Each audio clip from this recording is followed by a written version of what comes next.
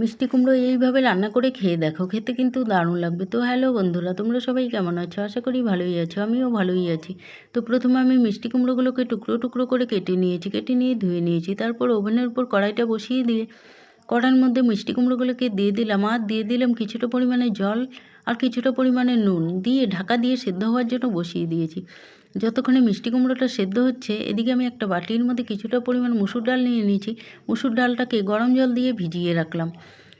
এদিকে আমার মিষ্টি কুমড়ো সেদ্ধ হয়ে গেলে মিষ্টি কুমড়োগুলোকে নামিয়ে নিলাম। নামিয়ে নিয়ে ওভেনের উপর আবার কড়াইটা বসিয়ে দিলাম। বসিয়ে দিয়ে কড়াইয়ের মধ্যে দিয়ে দিলাম সর্ষের তেল, আর ফোড়নে দিয়ে দিলাম শুকনো লঙ্কা আর কালো জিরে।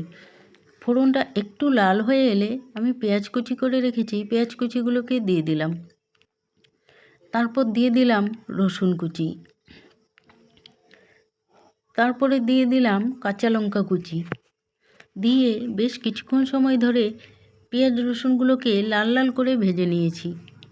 পেঁয়াজ রসুনগুলো লাল লাল করে ভাজা হয়ে গেলে আমি মুসুর ডালগুলোকে খুব ভালোভাবে ধুয়ে নিয়েছি, মুসুর ডালগুলোকে দিয়ে দিলাম। দিয়ে পরিমাণ মতো দিয়ে দিলাম নুন আর হলুদ। দিয়ে বেশ কিছুক্ষণ সময় ধরে একটু নাড়াচাড়া করে নিয়েছি। তারপর আমি টমেটো কুচি করে রেখেছি, টমেটো কুচিগুলোকে দিয়ে দিলাম। দিয়ে আবার কিছুক্ষণ সময় ধরে নাড়াচাড়া করে নিয়েছি। তারপর এর মধ্যে দিয়ে দিলাম কিছুটা পরিমাণে গরম জল মুসুর ডালটা সেদ্ধ হওয়ার জন্য। তারপর মুসুর ডালটা সেদ্ধ হয়ে গেলে জলটা শুকিয়ে গেছে, তারপর এর মধ্যে দিয়ে দিলাম সেদ্ধ করে রাখা মিষ্টি কুমড়োগুলো। দিয়ে বেশ কিছুক্ষণ সময় ধরে নাড়াচাড়া করে নামিয়ে নিয়েছি। তো আমার রেসিপিটা তোমাদের কেমন লাগলো? যদি ভালো লাগে তাহলে লাইক, কমেন্ট, শেয়ার এবং চ্যানেলটিকে সাবস্ক্রাইব করে দিও। দেখো দেখতে কত সুন্দর হয়েছে, খেতেও কিন্তু দারুণ হয়েছিল।